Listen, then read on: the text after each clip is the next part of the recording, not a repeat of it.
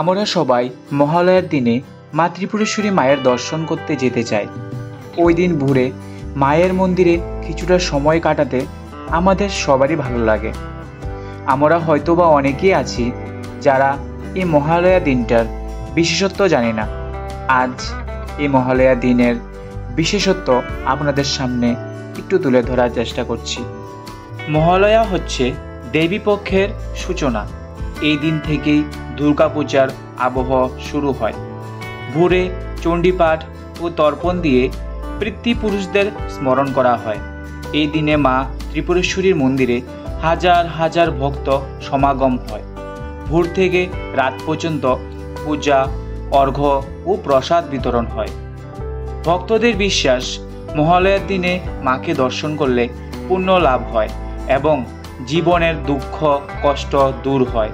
মন্দির চত্বর সেদিন আলোকসজ্জা, ভক্তিগান ও আরতির মাধ্যমে এক বিশেষ আধ্যাত্মিক পরিবেশে ভরে ওঠে।